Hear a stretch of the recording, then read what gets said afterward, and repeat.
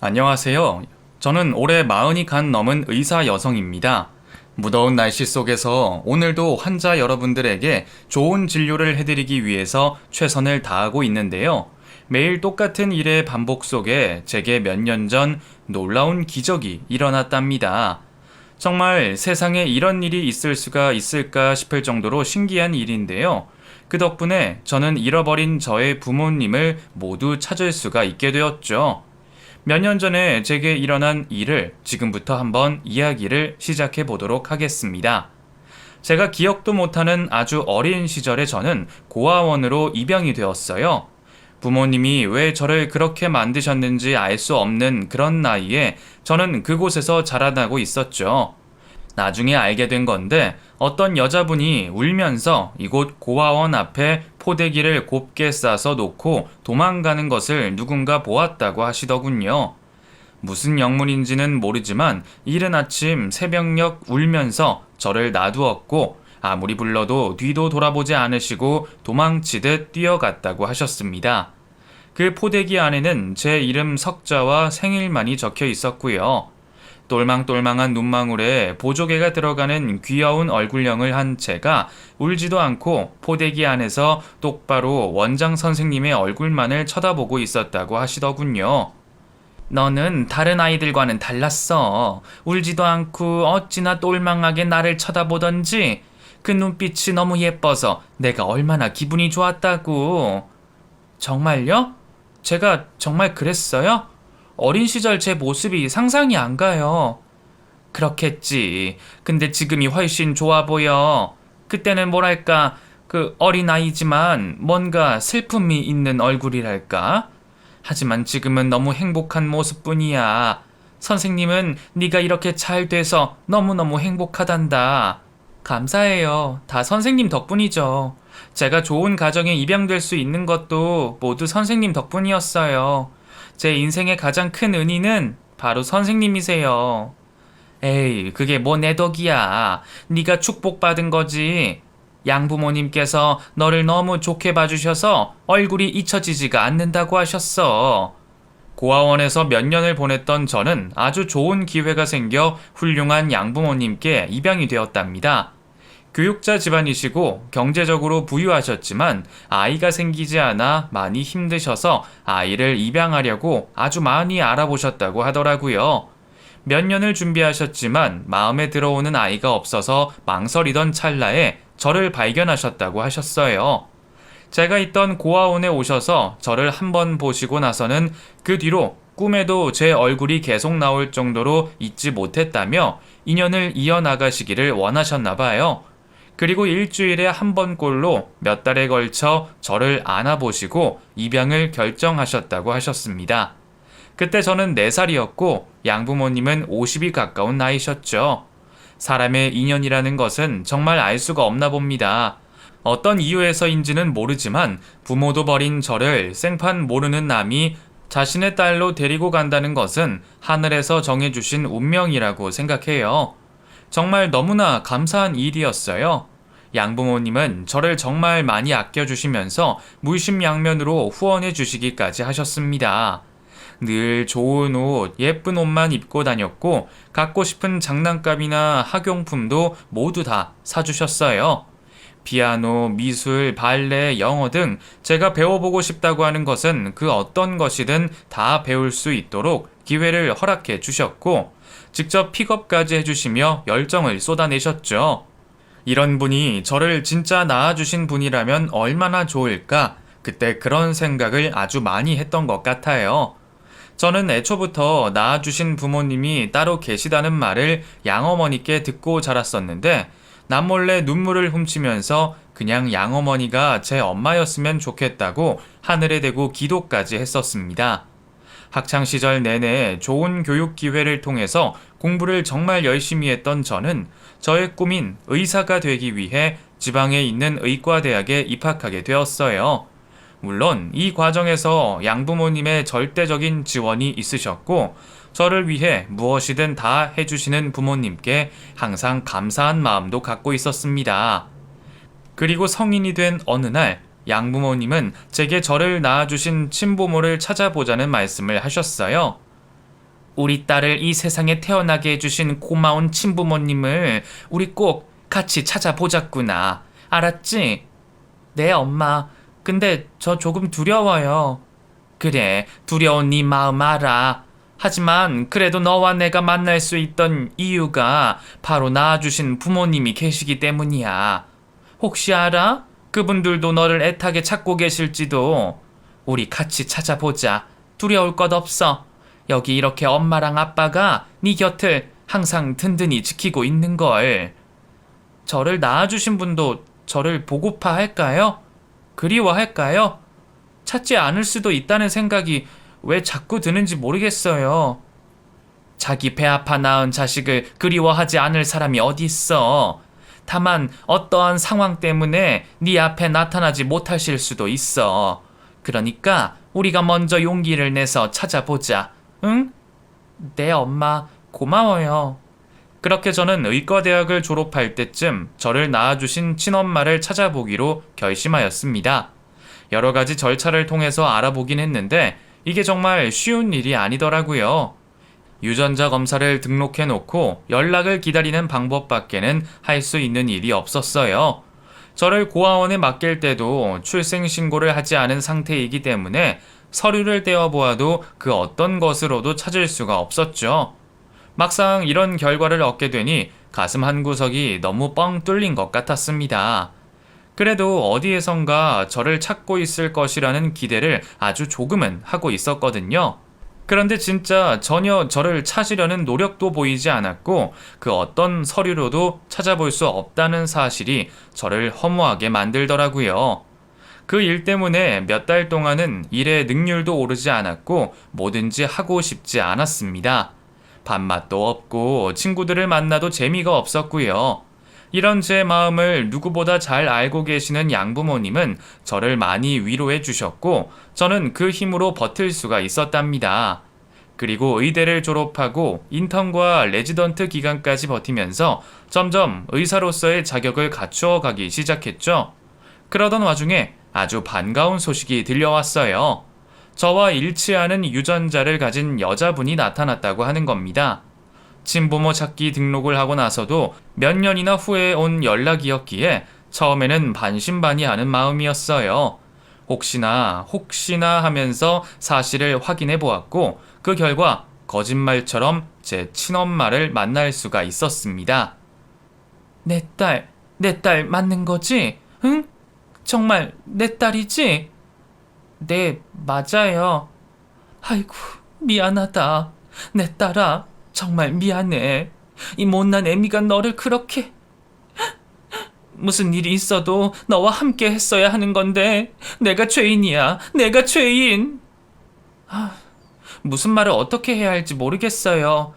전 그냥 좋은 양부모님을 만나서... 그래. 우리 딸 정말 잘 컸다. 잘 컸어. 예미는 지옥 갈 거야. 지옥에 가도 모자르지.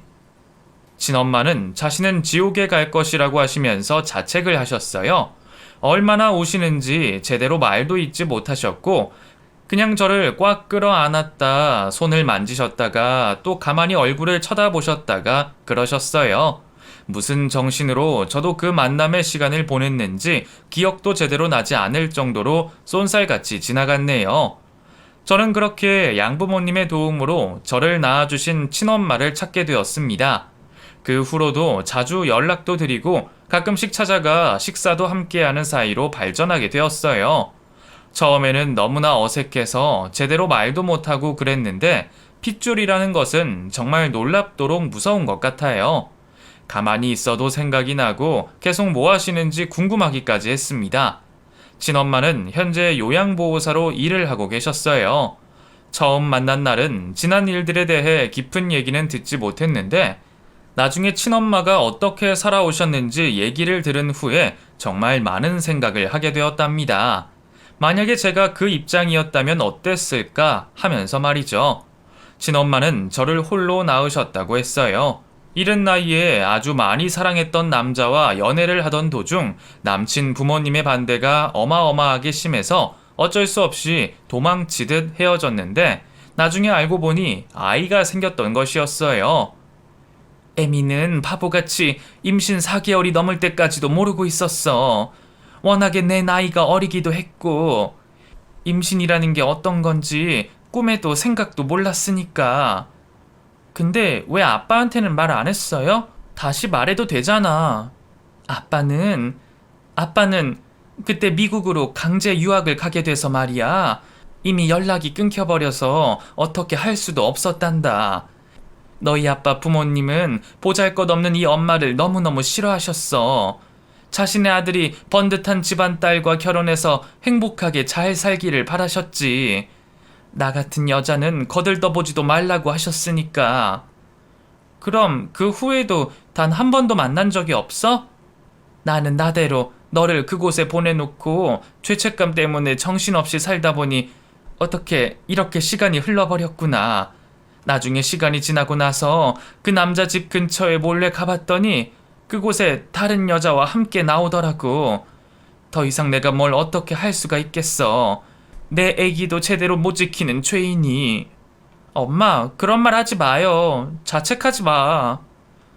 참, 이 세상은 여자 혼자 아이를 키운다는 건 너무나 힘든 것 같아.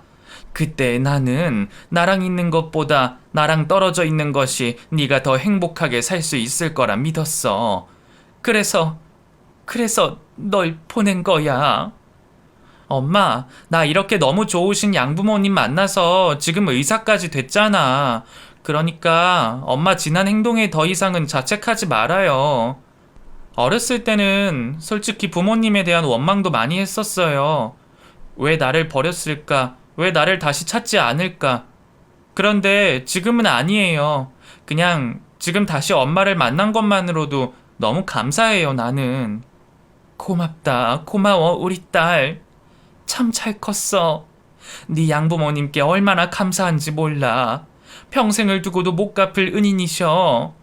엄마와의 깊은 얘기를 나누면서 그동안의 엄마의 사정에 대해서 잘 알 수가 있게 되었습니다. 그래서 한때는 원망했던 부모님에 대한 마음이 조금씩 줄어들어 이제는 그저 다시 만나게 된 것만으로도 감사하는 마음이 생겼죠. 그리고 그때쯤 저는 암 환자 한 분을 만나게 되었어요.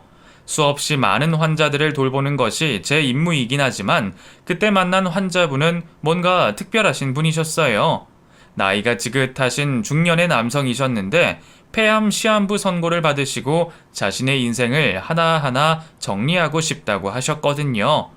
처음에는 절대로 입원하지 않으시고 자연스럽게 인생의 마지막을 맞이하고 싶으시다고 하셨는데 점차 암이 몸속으로 완전히 퍼져가면서 감내할 수 있는 고통의 한계가 찾아와 입원까지 하게 되신 분이셨어요.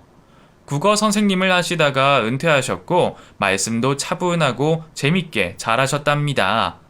하루하루 바쁘게 돌아가는 병동 안에서 저는 이상하게 그 환자분과 얘기를 하는 것이 너무나 재미있었어요. 사람이 왠지 귀를 기울이게 만드는 그런 사람 있잖아요. 계속 반복되는 얘기들조차 더 듣고 싶은 마음이 계속해서 생겼기에 저는 그 환자분과 아주 자주 대화를 나누었습니다. 사람들은 그 사람을 보고 이야기 보따리꾼이라고 말씀을 하셨어요. 간호사분들, 그리고 같은 병실을 쓰시는 분들, 또 요양보호사분들한테도 늘 인기가 많은 위트 있고 매너도 좋은 사람이셨죠. 아이고, 그 박 씨는 사람이 어쩜 그렇게 좋아? 시한부 판정받은 게 안타까워 죽겠어. 그러게 말이여. 그 오래오래 살아야 내가 재밌는 얘기도 더 듣고 그럴 텐데. 아유, 아쉬워 죽겠어. 세상은 정말 불공평한 건가벼. 그렇게 착하고 좋은 사람이 병에 빨리 걸려 죽고 죄 짓고 사는 나쁜 놈들은 멀쩡하게 잘 살아서 다니더만. 아이고, 세상 만사 다 부질없다, 부질없어. 사람들이 그 환자를 두고 하는 얘기가 이 정도였으니 얼마나 인기가 많은 사람인지 아시겠죠? 또 그 환자분이 가장 많이 했던 얘기는 자신의 지난 과거 때문에 꼭 찾아야 할 사람이 있다는 것이었는데요. 그건 바로 자신의 첫사랑이었습니다. 부모님의 반대 때문에 어쩔 수 없이 그녀를 보내버렸다고 했는데 나중에 어떻게든 찾으려고 해보았지만 어디에서도 찾을 수가 없었다고 하더군요. 내가 평생을 두고 그리워한 여자가 있어. 그 의사 선생님은 아직 젊어서 그런 마음 모르겠지. 연애는 해본 거야? 저도 연애 해봤어요. 그런 마음 충분히 압니다. 선생님, 좀 더 길게 좀 얘기해 주세요. 너무 궁금해 죽겠어요. 맨날 왜 여기까지만 얘기하시는 거예요? 그럼 오늘은 조금 더 길게 들려줘야겠구만. 그녀는 연약한 몸에 작은 체구를 가졌고 그 두 눈동자는 검고 아주 컸어. 그 눈을 바라보고 있으면 그 마치 그곳에 빠져버릴 것만 같은 느낌을 들게 하는 여자였지. 얼마나 예뻤다고. 그녀랑 같이 있는 시간은 아무것도 하지 않아도 마냥 행복하기만 했었어. 그래서요? 근데 왜 잘 안 되셨어요? 그럼 결혼하면 되잖아요. 그게 사람 마음처럼 잘 되지가 않더라고. 왜 결혼하지 않고 싶겠어? 평생 그녀와 함께 살고 싶었지. 근데 우리 부모님이 그녀에게 못할 짓을 많이 하셨지 뭐야. 자신의 아들만 평생 그렇게 잘난 줄 알고. 부모님이요? 왜요? 어떻게 하셨는데요? 자자, 오늘의 얘기는 여기까지만 하자고. 내가 피곤해서 말이야. 우리 의사 선생님도 바쁘지 않아? 나 붙잡고 계속 얘기 들을 시간이 어딨어? 얼른 가서 일해야지. 와, 우리 선생님 정말 재밌으신 분이세요. 제가 아무리 바빠도 선생님 얘기를 듣는 시간은 꼭 남겨둔다니까요. 그럼 다음에 꼭 또 다시 얘기해 주세요. 아셨죠? 그래, 기대하라고. 제가 선생님이라고 부르는 그 환자분은 폐암 말기 상태였고 그 당시에 약 6개월 정도를 보고 있던 시한부이셨습니다. 저는 그 환자분을 6개월간 진료를 해드렸는데 암의 크기와 위치가 너무 커져버려서 수술을 해도 결과를 장담할 수 없는 상태였죠. 더군다나 간 쪽으로도 다 전이가 된 상태로 발견되어 버려서 제가 어떻게 손을 쓸 수조차 없었답니다. 안타깝지만 그것이 현실이었고 그 환자분의 결정에 따라 수술은 하지 않는 것으로 결정을 내렸죠. 의사 생활을 하면서 정말 안타까운 경우들을 많이 보았습니다. 이 환자분도 마찬가지였고요. 세상은 누구 말대로 불공평한 것 같다는 생각을 하루에도 수십 번을 했던 것 같아요. 더군다나 의사인 제가 어떻게 할 수 없는 상황에 이르면 좌절감과 죄책감이 드는데 처음에는 잠도 제대로 잘 수 없을 정도로 극심한 스트레스에 빠지기도 했었습니다. 아직 병아리 의사였던 제가 감당할 수 있는 그릇이 안 되었던 것이죠. 그 과정에서 양부모님과 친엄마의 존재는 하늘과도 같았어요. 저의 모든 아픔과 슬픔 그리고 기쁨에 함께 해주셨고 가족이라는 진한 울타리 안에 있음을 너무나 감사하면서 살게 되었죠. 그 환자분은 제가 힘들어할 때마다 제게 힘을 주시기도 하셨습니다. 본인도 너무 아프고 힘드신 와중에도 항상 주변 사람들을 생각하시는 마음 씀씀이가 보통이 아니셨죠. 저는 저도 모르게 환자인 그분에게 마음을 기댄 것 같아요. 제가 오히려 도움을 드려야 하는 입장이지만 마음속으로 많이 위로를 받았답니다. 그리고 저는 이 얘기를 제 양부모님과 친어머니에게도 해드렸어요. 시한부 인생을 살고 계시는 분께 마음의 위로를 받고 있다는 말씀을 드렸더니 정말 고마우신 분이시라며 한번 만나 뵙고 싶다는 말씀까지도 하셨었죠. 시한부 인생을 살고 계시지만 제게 늘 많은 위로와 재미를 선사해 주시는 감사한 분을 나중에 병원에 들르면 꼭 한번 뵙기로 했었어요. 다음 날이 되어 저는 또 그 환자분과 대화를 나누었습니다. 그날은 대화 도중 통증이 갑자기 너무 심해지셔서 대화가 중간에 끝이 나긴 했지만 자신이 평생을 그리워한 그 여자를 꼭 찾고 싶다고 하시더라고요. 우리 의사 선생님이 내 부탁 하나만 들어줄 수 있을까? 무슨 부탁일까요? 제가 선생님께 해드릴 수 있는 거면 다 해드리죠. 그래. 나 제발 고쳐줘. 아니, 고쳐주지는 못하더라도 내가 그 여자를 찾을 때까지만이라도 꼭 버티게 해줘. 안 아픈 얼굴로 그 여자를 단 몇 시간만이라도 만날 수 있게 해주면 안 될까? 네, 그럴게요, 선생님. 그러겠습니다. 우리 어서 빨리 찾아요. 그 여자분 성함, 나이, 사는 곳 다 알려주세요. 찾을 수 있을 거예요. 저도 잃어버린 제 친엄마를 몇십 년 만에 찾았는걸요. 허허허, 우리 의사 선생님은 어쩜 이리 당차고 멋질까? 꼭 옛날에 그 여자가 내게 했던 말과 똑같네 그려. 그때 그 여자도 나한테 항상 할 수 있다고 하면서 용기를 줬는데 말이지. 얼른 말해보세요, 선생님. 그래야 찾을 수 있죠. 어떤 사람이에요? 네? 나이는 나보다 2살이 어리고 이름은 이도은. 그때는 저기 저쪽 아랫지방에 살고 있었는데 그것도 한 35년쯤 된 일이니까 그리고 또 뭐가 있을까? 아무것도 없어. 내가 그녀에 대해서 알고 있는 게 아무것도 없네. 왜 우세요, 선생님? 울지 마세요. 울지 말아요. 제가 알아볼게요. 괜찮아요, 선생님. 저도 아무것도 몰라도 다 찾았다니까요. 울지 마시고 희망을 가지세요. 아들 잘난 게 뭐 있다고 그렇게 그 여자한테 그런 건지.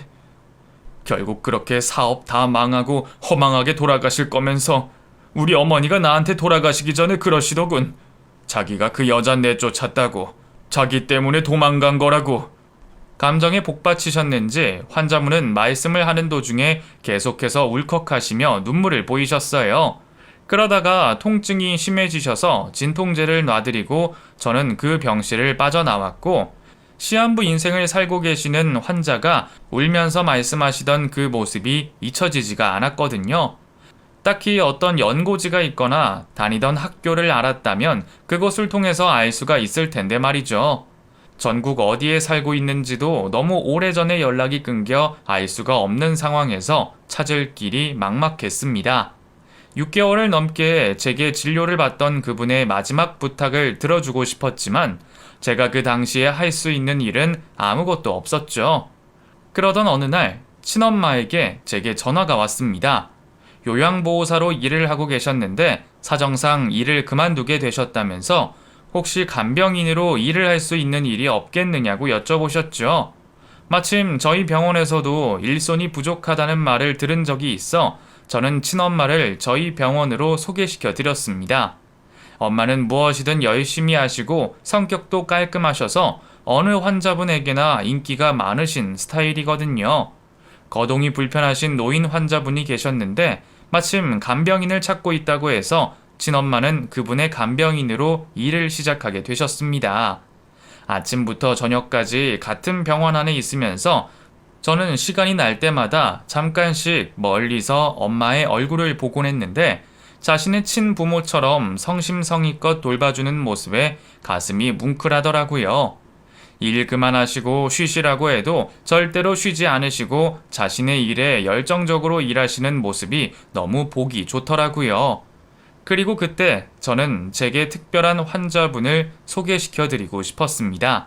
제게 힘들 때 많은 위로와 재미를 주시는 그 환자분을 꼭 만나 뵙고 싶다고 하셨었거든요. 엄마, 내가 말씀드린 그 환자분 여기 병원에 계시는데 이따가 소개시켜 드릴게요. 엄마 잠깐 비는 시간에 제게 말씀하세요. 저도 아주 잠깐은 시간 낼 수 있을 것 같아요. 그래, 그렇게 고마우신 분이면 내가 인사드려야지. 알겠어? 이따가 환자분 약 드시고 주무실 때 잠깐 나갈게. 그렇게 저는 엄마와 얘기를 한 후 시간을 맞춰 그 환자분께 찾아갔습니다. 환자분은 진통제를 맞고 잠시 잠을 자고 계시다가 깨어나셨고 눈앞에 서 있는 저와 엄마를 쳐다보시더니 깜짝 놀라셨어요. 도은이? 도은이 맞지? 도은이지? 갑자기 자신의 헤어진 여자분의 이름을 부르시며 감정이 격해지셨어요. 선생님, 이분은 저희 엄마예요. 제가 몇십 년 만에 다시 찾은 제 친엄마예요. 네. 그러시군요. 죄송합니다. 제가 그만 사람을 착각해서. 제가 말씀드렸죠? 저도 아무 정보도 없이 몇십 년 만에 엄마를 찾았다고요. 그러니까 선생님도 그분 만나실 수 있으실 거예요. 도훈님이라고 하셨죠? 용기 내세요. 그래요, 의사 선생님. 내가 미안해요. 갑자기 어머니께 실례를 해서. 아니에요, 괜찮습니다. 진통제 맞고 주무셨다 깨셔서 그러실 수 있으실 거예요. 괜찮아요. 엄마, 괜찮죠? 엄마?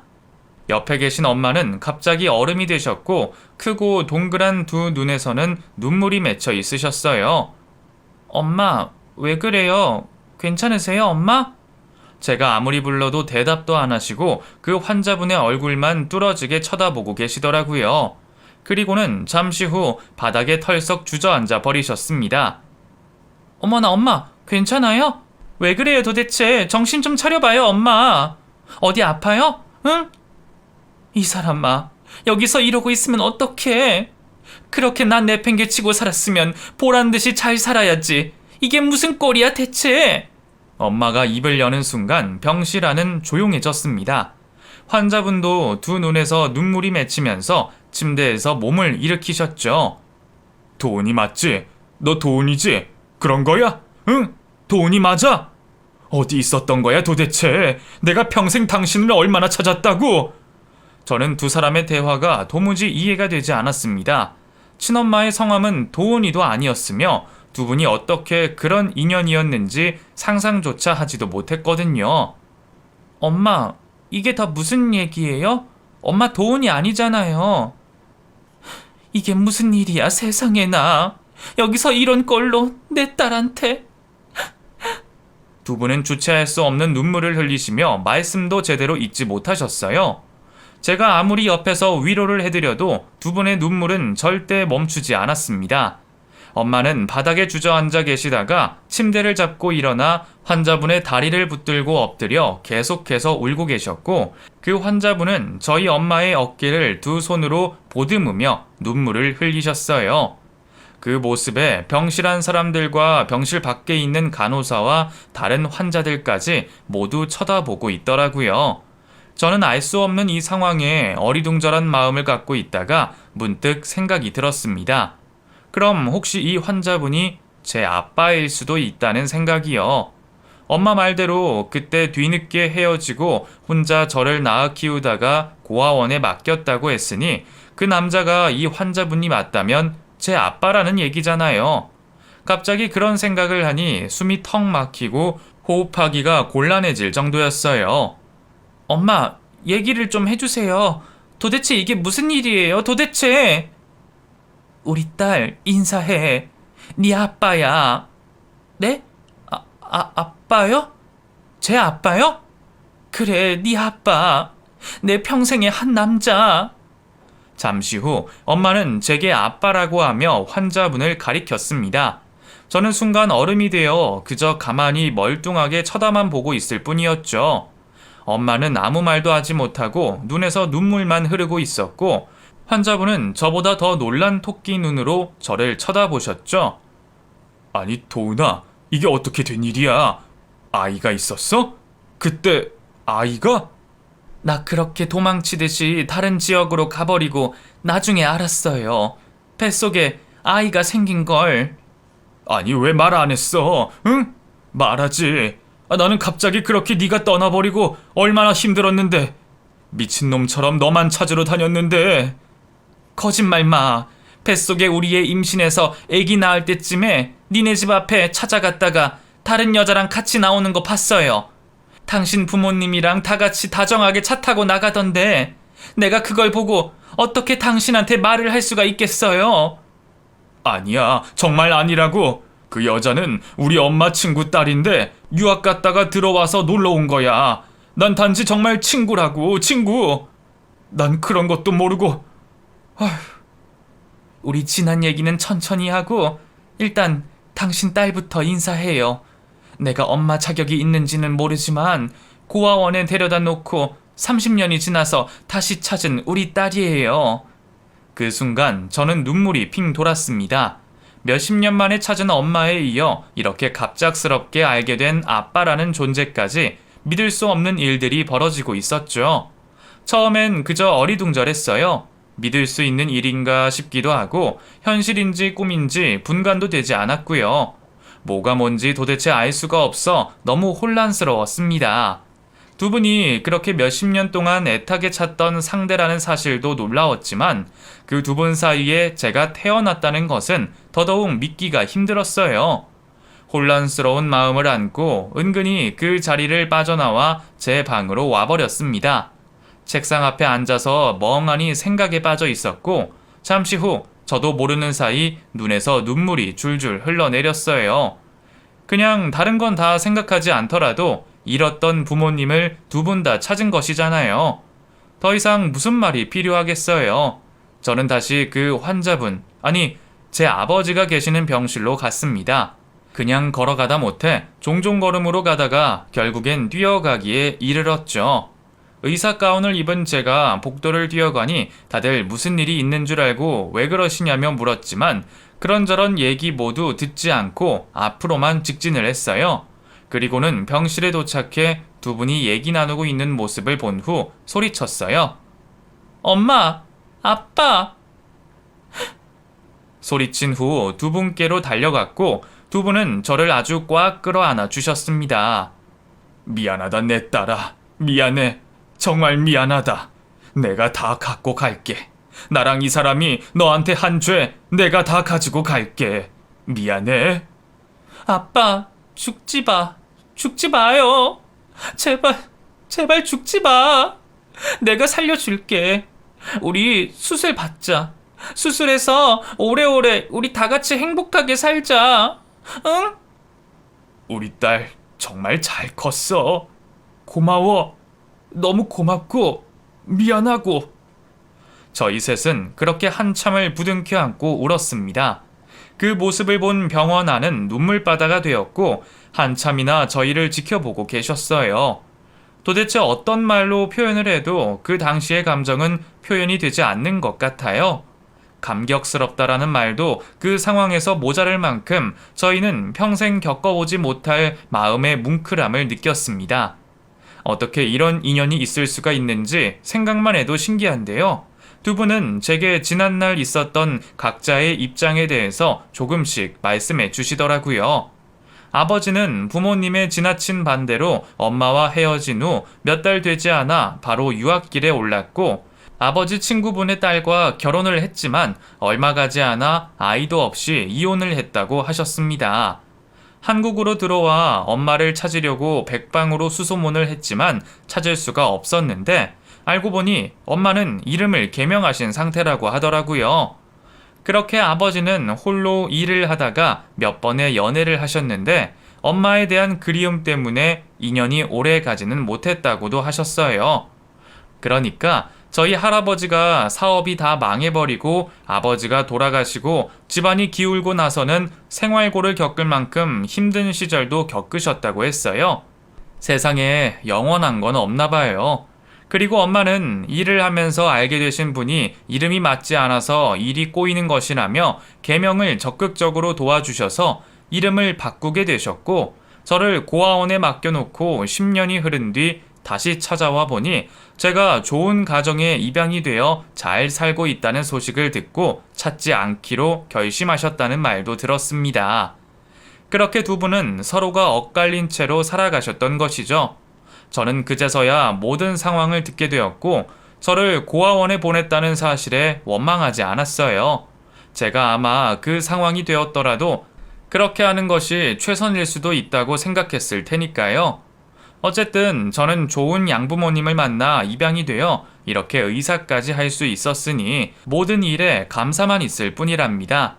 친부모님을 모두 찾은 저는 단 한 가지 소원이 생겼어요.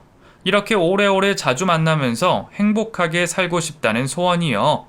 하지만 그러기에는 제 아버지의 암세포들은 너무나 빠르게 진행이 되어 가고 있었고 그토록 자신이 그리워하던 여자와 자식까지 찾았지만 그 행복을 누릴 시간은 많지 않았습니다. 저는 아버지에게 수술을 권유할 수 없었습니다. 수술로서 해결이 되는 문제가 아니기 때문에 의사로서 냉정하게 바라봐야만 하는 제 심정, 아마 아무도 모르실 거예요. 시한부 인생을 살고 계신 아버지를 바라보는 의사 딸의 마음은 아주 많이 아프고 찢어진답니다. 양부모님의 배려 덕분에 저는 아버지와 엄마와 함께 되도록이면 많은 시간을 함께 보내려고 노력했어요. 병원 밖에 나가 산책도 자주 했고 아버지를 모시고 가까운 교회로 나가 여행 아닌 여행도 했었죠. 아버지는 말씀하셨어요. 이제 나는 죽어도 여한이 없구나. 내가 그토록 평생을 그리워한 이 사람도 찾고 그리고 하나뿐인 내 핏줄 우리 딸도 찾고 더 이상 내가 바랄 게 뭐가 있겠니? 사람의 목숨은 다 정해져 있다고 하잖니. 내 목숨은 여기까지인가 보다. 하지만 뭐 어때? 우리는 나중에 다시 천국에서 만나게 될 것을. 아버지, 그런 말씀하지 마세요. 이 병은 의지도 정말 중요해요. 죽는다는 소리 하지 말고 오래오래 더 산다는 말씀만 하세요. 나 아버지 이대로는 못 보내요. 절대로. 그래, 그러자. 나 그럼 이 상태로 오래오래 살고 싶다. 네가 6개월 말한 날짜가 앞으로 2개월 남았는데 2개월 말고 20년 더 살 거야. 너랑 엄마랑 같이 말이다. 그래, 나도 그럴 거야. 나 그냥 아버지 못 보내요. 만난 지 얼마나 됐다고 벌써 보내. 못 가. 아버지 못 가요. 알았지? 이미 인생의 꿈을 다 이루셨다고 말씀하시는 아버지는 정말 편안해 보이셨어요. 이제는 아주 자주 통증을 호소하시지만 그래도 애써 웃어 보이시며 행복한 미소를 보이려고 노력하시네요.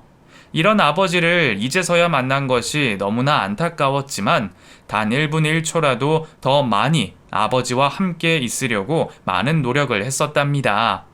엄마는 간병일을 그만두시고 24시간 올고지 아버지의 곁에만 계셨어요. 하다못해 화장실을 가는 것도 모두 다 엄마가 동행하셨죠. 조금 더 지나니 아버지는 점점 말라서 기력조차 없으셨고 침대에 앉아 계시지도 못할 정도로 되어버리시더군요. 암이라는 병은 정말 사람의 영양분을 모조리 뺏어가나 봅니다. 의사로서 수많은 환자들을 보아왔지만 아버지의 이런 모습을 보는 것은 뼈를 깎는 아픔보다 더한 것 같더군요. 그렇게 아파서 누워 계시면서도 제가 찾아오면 입으로 미소를 짓고 계시는 아버지의 모습이 지금도 눈에 선합니다. 아버지와 어떻게 하면 좋은 추억을 만들 수 있을까 고민을 하다가 가족 사진을 함께 찍기로 했어요. 이렇게라도 저를 낳아주신 아버지 엄마와 함께 영원히 남아있고 싶거든요. 그 자리에는 양부모님도 함께 해주셨고 결국 저희는 낳아주신 부모님, 길러주신 부모님 모두가 함께 아름다운 가족 사진을 함께 찍게 되었죠. 감사합니다. 이렇게 보잘것없는 저희를 보고 이런 자리까지 함께 해주시다니 면목이 없습니다. 면목이. 아이고 아닙니다. 그런 말씀 마셔요. 우리 딸을 이렇게 세상에 태어나게 해주셨기 때문에 또 저희를 만날 수 있게 된 거 아니겠어요? 우리 딸을 처음 봤던 그 순간부터 지금까지 저는 단 한 번도 친부모님을 나쁘게 생각해 본 적이 없답니다. 언젠가 두 분을 꼭 모두 찾을 수 있게 해주고 싶었는데 그게 생각보다 이렇게 빨리 왔네요. 저희가 더 감사합니다. 그저 건강하시게 오래오래 사셨으면 좋겠어요. 네, 암요. 그래야죠. 어떻게 찾은 가족인데 제가 힘을 더 내야죠. 힘내겠습니다. 감사합니다. 아름다운 가족 사진을 마치고 저희는 마지막이 될 것 같은 여행을 떠났어요. 휠체어에 의존하신 채 일어나지는 못하셨지만 아름다운 꽃들을 보시며 미소도 지어주셨고 저를 꼭 안아주시기도 하셨습니다. 아버지의 그런 품에 안긴 저는 3살짜리 어린아이가 된 마냥 그저 품에 계속 안겨있고 싶더군요. 삶의 의지를 가지고 긍정적으로 생각을 해보려고 하셨지만 결국 아버지는 제가 의사로서 선고해드린 6개월을 막 넘기자마자 세상을 떠나셨어요. 그래도 마지막 임종은 엄마와 제가 함께 할 수 있어서 너무나 감사했습니다. 아이고 이 사람아, 이제 겨우 다시 만났는데 이렇게 또 가버리면 어떡하나. 난 평생 당신만 그리워하며 살았는데 어떻게 또 이렇게 헤어져?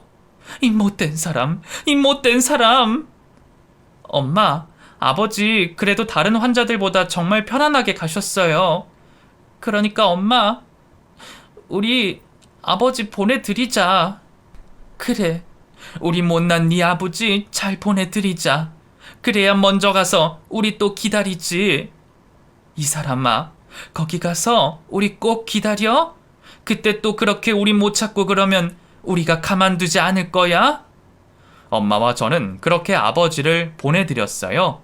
장례 기간 동안 병원에 계신 관계자분들이 많이 와주셨고 저희의 신기한 인연에 대해 하늘이 도운 일이라고 말씀하셨습니다. 하긴 제게 일어난 이 일이 일반적으로 쉽게 일어날 수 있는 일은 아니니까요. 모두의 배웅 속에 아버지는 편안하게 좋은 곳으로 가셨을 거라 믿고 있어요. 장례를 마치고 나서 저희는 얼굴을 뵙지는 못했지만 할아버지와 할머니가 계신 납골당 한켠에 아버지를 모셔드렸죠. 그곳에서 먼저 가서 기다리셨다가 엄마와 제가 나중에 다시 만날 거라 확신하고 있습니다. 그곳에서는 부디 아프지 말고 건강하게 오래오래 다 같이 살았으면 좋겠네요. 엄마와 저는 그 후로 둘도 없는 친구 사이로 지내고 있어요. 저뿐만 아니라 양어머니와 친엄마는 두 분이 마치 오래된 친구처럼 편안한 모습이 너무 보기 좋습니다. 바쁘게만 지내던 생활에 드디어 제게도 남자친구가 생겼습니다. 같은 의사 남자친구인 그 사람은 제게 계신 두 분의 부모님 모두를 인정해주고 존경하고 있어요. 생각해보면 혹시나 아버지가 가시면서 제게 보내준 사람이 아닌가 하는 생각이 들 정도로 따뜻하게 저를 품어준답니다. 이 세상에는 정말 신기한 일들이 많이 일어나는 것 같아요. 상상도 못했던 일이 이렇게 제게도 생기다니 아직도 믿겨지지가 않는답니다. 여러분들께 일어난 신기한 일들은 어떤 것이 있으세요? 만약 있다면 이곳에 털어놓아 보셔도 좋을 것 같아요. 이상으로 제 이야기를 마치겠습니다. 끝까지 들어주셔서 감사드려요.